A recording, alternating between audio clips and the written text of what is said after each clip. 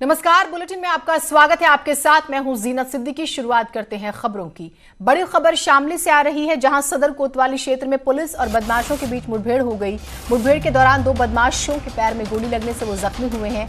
इसमें 25,000 का इनामी बदमाश भी शामिल है, जिसे पुलिस ने गिरफ्तार भी किया है। हालांकि मुठभेड़ में एक सिपाही भी जख्मी हुआ है। दोनों आरोपियों की बात करें, हरियाणा के पानीपत और यूपी के मुजफ्फरनगर से वांछित चल रहे थे। बदमाशों के पास से पुलिस ने भारी मात्रा में असलहा और एक बाइक भी बरामद की है।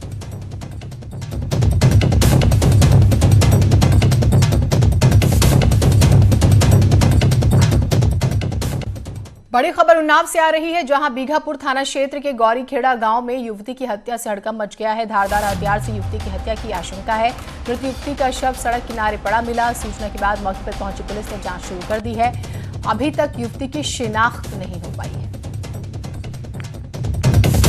तो युवती की हत्या से हड़कंप, धारदार हथियार से इस युवती को मारा गया है। उधर मेरठ के मेडिकल थाना क्षेत्र में अलग अलग जगहों पर युवक और युवती की मौत होने से इलाके में हड़कंप है। सबसे पहले एक युवक ने फांसी लगाकर आत्महत्या कर ली। उससे कुछ ही देर बाद उसी थाना क्षेत्र में एक और युवती की मौत की खबर सामने आई। युवक ने अभी हाल ही में 12वीं का एग्जाम पास किया था। घर में खुशी का माहौल था। देर रात अचानक उसने छत पर जाकर आत्महत्या कर ली। आत्महत्या के कुछ देर बाद ही एक युवती की भी मौत की खबर आती है। दोनों मामले एक ही थाना क्षेत्र के हैं। फिलहाल तमाम पहलुओं पर जांच हो रही है। कारण अभी स्पष्ट नहीं हो पाए। दिक्कत नहीं, बच्चे को कुछ भी परेशानी नहीं थी। आज शाम 7 बजे तक सही था और 7 बजे छत पर चढ़ के 30 मंजिल के ऊपर फांसी लगा दी अपने आप। और 12वीं में पास आया, कल रिजल्ट आया ना 12वीं का, पास है, उसमें भी थे, बढ़िया नंबरों से पास आया। कोई परेशानी नहीं, 17वीं साल में चल रहा था। उधर अमेठी के मुंशीगंज कोतवाली क्षेत्र के कसरावा गांव में देर रात पुराने रंजिश में दबंगों ने कोटेदार को गोली मार दी। गंभीर हालत में कोटेदार को मुख्तार का जिला अस्पताल में भर्ती कराया गया, जहां उसका इलाज चल रहा है। वारदात के बाद से ही गांव में बड़ी संख्या में पुलिस बल को तैनात किया गया है। पुलिस आगे की जांच पड़ताल में जुटी हुई है।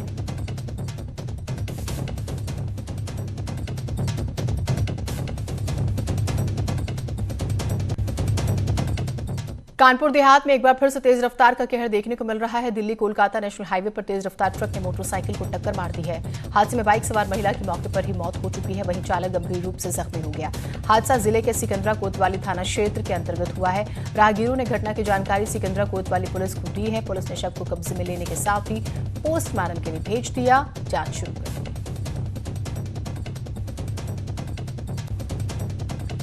रामपुर के जिला अस्पताल के पास स्थित मेंथा के गोदाम में भीषण आग लग गई है। देखते ही देखते आग ने विकराल रूप ले लिया और गोदाम में रखे मेंथॉल के ड्रम में एक के बाद एक विस्फोट होने लगी।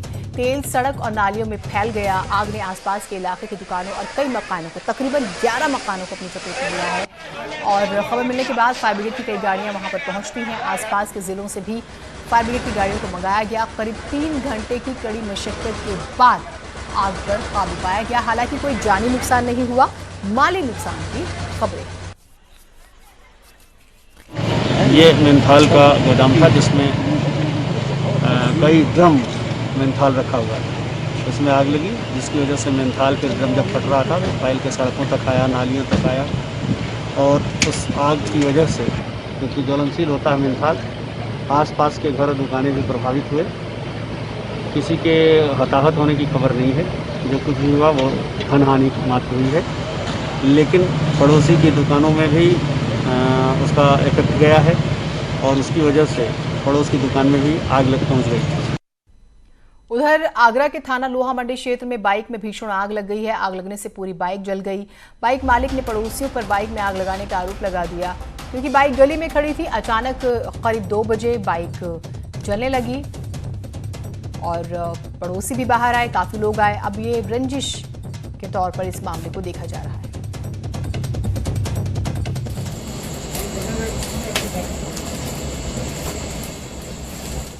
करीब किसी ने मेरी गाड़ी के अंदर आग लगा दी और गाड़ी में आग लगाई है। जो यहाँ के बस्ती वाले हैं, जो मेरा भी पिछले करीब 4 महीने पहले झगड़ा हुआ था, एक अजय विजय जो नाम के व्यक्ति हैं यहाँ पे। कानपुर की बात करेंगे। देर रात आए तूफान से भारी नुकसान हुआ है। दर्जनों जगह पर पेड़ और बिजली के खंभे गिर गए। देर रात तक कई गांव में अंधेरा छा गया। कई मवेशियों की भी तूफान की चपेट में आने से मौत हो गई।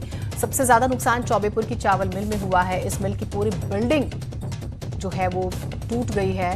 तकरीबन 6 से 7 करोड़ के नुकसान की आशंका इस चावल मिल में सिर्फ जताई जा रही है।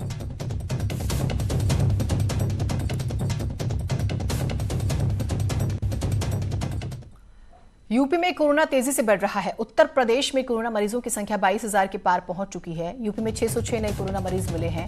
अब तक यूपी में 660 लोगों की मौत हो चुकी है।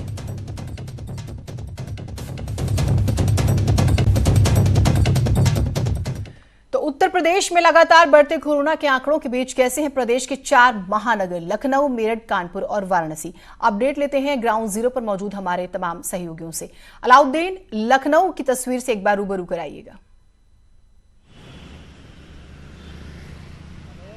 देखिए, लखनऊ का जहाँ तक सवाल है कि मार्च के आखिर में जब यहाँ पहला केस मिला था, उसके बाद ऐसा कोई दिन नहीं है जिस दिन आंकड़ों में वृद्धि ना हो रही हो। लेकिन पिछले एक महीना और उसका पिछला महीना दहाई के आंकड़े वाला डेली रहा है। यानी कोई ऐसा दिन नहीं रहा है जिस दिन 10 या उससे ज़्यादा केसेस ना मिले हों। मैक्सिमम केस लखनऊ में 95 तक गए हैं। लेकिन इस बात से अंदाज़ा लगाइए कि लखनऊ में किस तरह की हालात हैं कि ठीक एक महीने पहले जहाँ पर सिर्फ 5 रेड जोन यानी कंटेनमेंट जोन थे, 25 से घट करके 5 तक पहुंच गए थे। एक बार फिर से वो बढ़ करके 100 तक पहुंच गए हैं। तो ऐसे में सिर्फ इस महीने में 100 कंटेनमेंट जोन यानी रेड जोन की वृद्धि हुई है। और लगातार केसेस लखनऊ का ऐसा कोई इलाका नहीं है जहां पर ना मिल रहे हो। अगर एक केस 25 किलोमीटर दूर है तो दूसरा 15 किलोमीटर दूर, फिर तीसरा जो है 15 किलोमीटर दूर। यानी पूरा शहर को 50 किलोमीटर के रेडियस में लिया जाए तो शहर के हर हिस्से में लगभग केसेस मिल रहे हैं। पूरे लखनऊ में 275 ऐसे मोहल्ले हैं जो कि कोरोना के केसेस जहां जहां मिले हैं या मिल चुके हैं या लोग वहां ठीक हो चुके हैं। लेकिन फिलहाल एक्टिव जो मामलात हैं 200 से ज़्यादा मोहल्लों में अभी एक्टिव केसेस हैं। तो ऐसे में लखनऊ में हालात बहुत ज़्यादा बेहतर नहीं कहे जा सकते हैं। हालांकि अनलॉक के बाद क्योंकि लोगों का सड़क पर निकलना बदस्तूर जारी है, तो ऐसे में तादाद और बढ़ रही है। आगे आने वाले महीना यानी जुलाई के महीने को स्थानीय स्वास्थ्य विभाग मान रहा है कि उनके लिए बहुत बड़ा चैलेंज होगा। ठीक, उमेश भी हमारे साथ है। उमेश, अगर हम देश की बात करते हैं तो 5.5 लाख आंकड़े होने वाले हैं। 5,48,300 से ज्यादा मामले सामने आए हैं और उत्तर प्रदेश में हम 22,000 आंकड़ों का जिक्र कर रहे हैं। पश्चिमी यूपी का बहुत बड़ा रोल भी है। हम देखते हैं कि काफी लापरवाही की तस्वीरें वहां से सामने आती हैं। अभी क्या स्थिति है?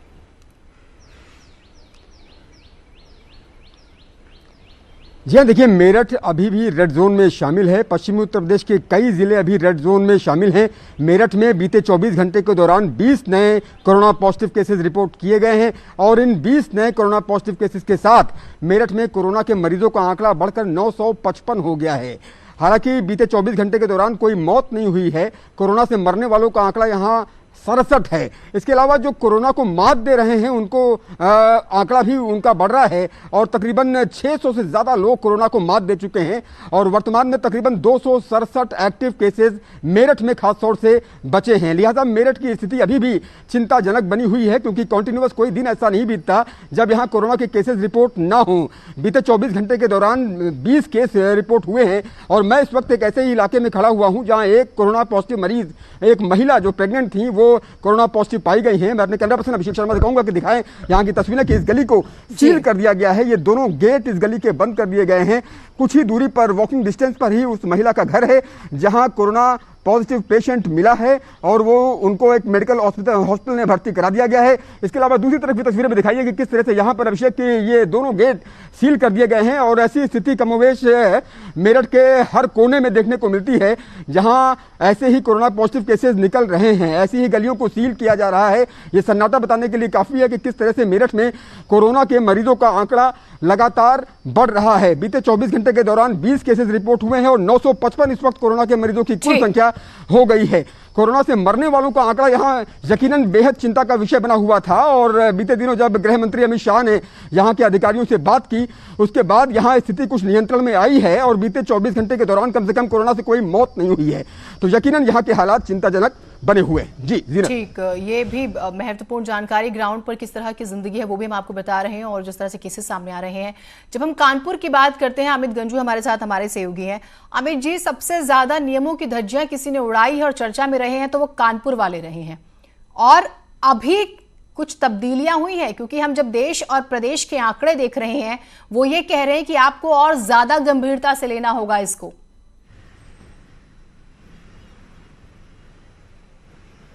देखिए जीनत जी, इससे पहले कि मैं अपने करोड़ों दर्शकों को आंकड़े बताऊं, मैं अपने पीछे का एक दृश्य दिखाने की कोशिश करूंगा। देखिए ठीक पीछे एक शिक्षित लोग हैं, एक इंजीनियरिंग अपने बेटे के साथ खड़े हैं और पिछले 10 मिनट से इन्होंने यहाँ खड़े, ना तो इन्होंने मास्क लगाया है, ना गले में है, ना गर्दन पे है, ना माथे पे, ना कहीं नहीं है। मतलब मास्क नाम की कोई चीज़ नहीं है। अब निश्चित तौर पर अगर इनसे पूछ लिया जाए तो बताएंगे मास्क कहीं घर पर छूट गया है, चौराहे पर रह गया है, जेब में रह गया है, जल्दी में से भूल गए, ऐसी तमाम चीज़ें देखने और सुनने को मिलती हैं। अब पीछे का दृश्य देखने की कोशिश करें, सोशल डिस्टेंसिंग की कैसे धज्जियाँ कैसे चिपक के बैठे हैं। एक ये देखिए ऑटो का नज़ारा है, बस सिर्फ इस ऑटो से थोड़ा साबित रह जाएगी। देखिए ये देखिए आप कितना सुनिश्चित ढंग से कि एक आदमी इससे बिल्कुल चिपक के खड़ा हुआ है, यानी कहीं ना कहीं सोशल डिस्टेंसिंग धज्जियाँ उड़ जाती हैं तो कोई देखने सुनने वाला नहीं है। और कहीं ना कहीं ये बात दर्शा रही है कि अधिकारियों की सख्ती का यहाँ कोई असर देखने को मिल रहा है। अब बात की जाए टोटल केसेस की, तो अगर अभी तक मौतों की बात किया 47 मौतें हो चुकी हैं।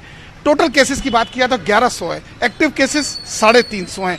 रिकवरिंग का जो रेट था वो आज की डेट में 68% से के आसपास है। तो कहीं ना कहीं ये चिंता का विषय है। बीते 24 घंटे में 2 मौतें हुई हैं, लेकिन लोग समझने को तैयार हैं। ठीक राइट हैंड साइड पे दिखाइए कैसे सोशल डिस्टेंसिंग की धज्जियां उड़ रही हैं, कैसे लाइन से ऑटो खड़े हैं, ऑटो वाला बगल में बैठा है, वो उसकी कुर्सी पर आके बैठ रहा है, वो कहीं बैठ रहा है, नहीं कोई देखने सुनने वाला नहीं कि आखिर सोशल डिस्टेंसिंग का पालन इन्हें स्वयं करना है। जिंदगियां कीमती है, इन्हें समझाए कौन।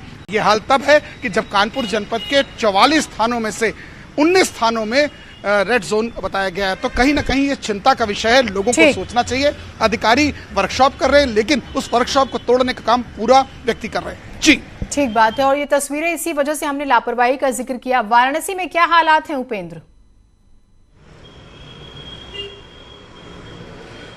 बिल्कुल, देखिए वाराणसी में भी कमोवेश वैसे ही हालात हैं। हालांकि जो मई के अंतिम हफ्तों में और जुलाई के जून के शुरुआती हफ्तों में जो आंकड़े हर दिन 11-12 रिपोर्ट किए जा रहे थे केस, अब वो बढ़ गए हैं। और अब तक के इस कोरोना काल में वाराणसी में एक दिन में सबसे ज़्यादा जो केस सामने आए हैं वो रविवार को आए हैं। 28 केस एक दिन में सामने आए। हालांकि संख्या और ज़्यादा है, लेकिन प्रशासन ने फिलहाल अभी 28 केस की औपचारिक घोषणा की है, जिसके बाद 451 केस हो गए हैं वाराणसी में।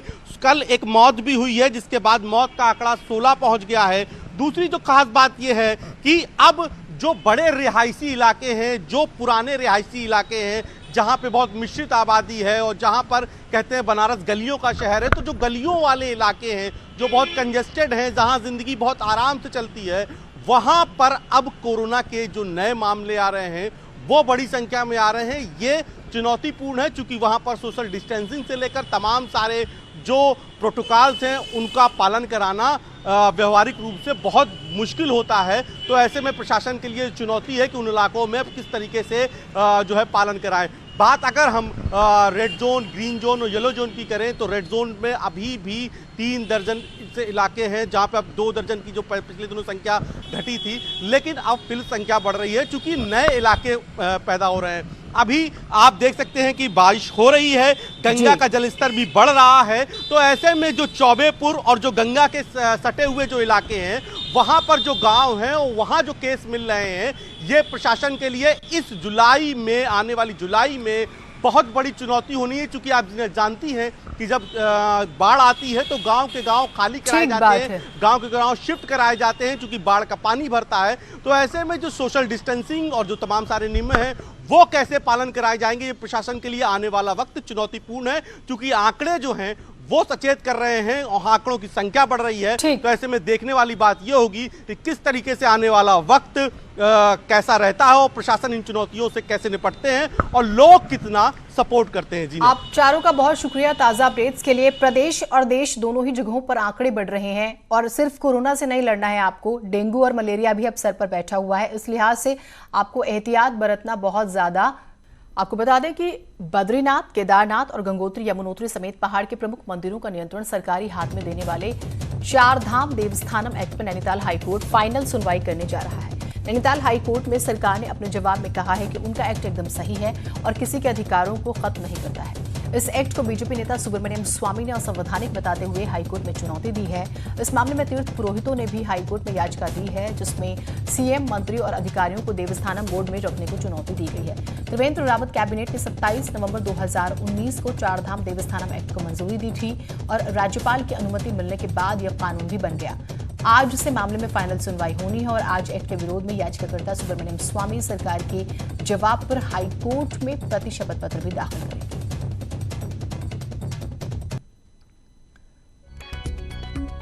तो ये पूरा विवाद आपके लिए जानना बहुत ज्यादा जरूरी है। बोर्ड को सनातनी संस्कृति को नष्ट करने वाला बताया गया है। जो विरोध कर रहे हैं बीजेपी सांसद सुब्रमण्यम स्वामी ने जनहित याचिका इसको लेकर दायर की थी। और सबसे महत्वपूर्ण बात यह कि जो भी चढ़ावा आता है, खासतौर से आप इसे फाइनेंशियल पहलू पर लेकर चलिए, तो जब तक कि किसी तरह का कोई विवाद नहीं होता है उन पैसों को लेकर सरकार हस्तक्षेप नहीं कर सकती है। लेकिन जो हकूकदारी हैं, जो पंडित पुरोहित हैं, उनका कहना है कि सरकार दरअसल आर्थिक जिस तरह से भी या जितना चंदा आता है दरअसल उस पर कब्जा करना चाहते हैं। उसकी वजह से ये पूरा बोर्ड बनाया गया और नेताओं को, मंत्रियों को इसमें खासतौर से जगह दी गई। तो मंदिरों की व्यवस्था में सुधार के लिए बनाया गया बोर्ड, ये कहा गया सरकार की तरफ से। देवस्थानम बोर्ड के अध्यक्ष मुख्यमंत्री हैं और रविनाथ रामन को बनाया गया है बोर्ड का सीईओ। तो किसे कौन सी जिम्मेदारी, मुख्य सचिव, सचिव पर्यटन, सचिव वित्त बोर्ड के भी सदस्य हैं। तो किसको कौन सी जिम्मेदारी मिली। संस्कृति विभाग भारत सरकार के संयुक्त सचिव पदेन सदस्य होंगे। टिहरी रियासत के राज परिवार का एक सदस्य भी इसमें शामिल है। 3 सांसद, 6 विधायक, 4 दानदाता भी बोर्ड में प्रतिनिधि हैं।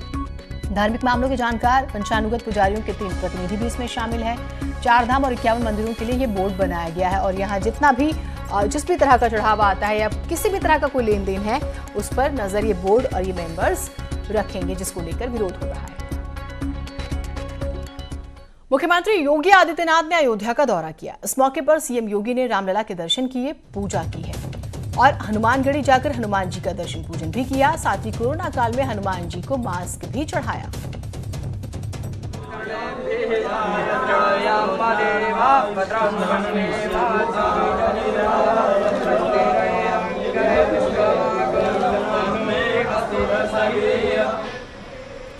और इसे लेकर सीएम योगी के मीडिया सलाहकार मृत्युंजय कुमार ने ट्वीट किया। उन्होंने लिखा है, भगवान और भक्त का प्रेम भाव का रिश्ता होता है। अयोध्या हनुमानगढ़ी में हनुमान जी को मास्क चढ़ाते सीएम श्री योगी आदित्यनाथ।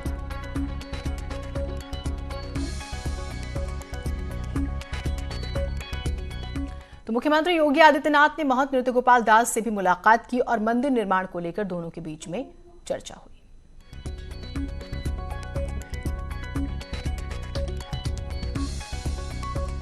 घर बैठे ऑनलाइन पैसे कमाने का लालच किस कदर आपको बर्बाद कर सकता है, इसकी एक बानगी आजमगढ़ में देखने को मिलती है, जहां शातिर साइबर अपराधियों ने 12 साल के बच्चे को अपना शिकार बना लिया। देखिए रिपोर्ट।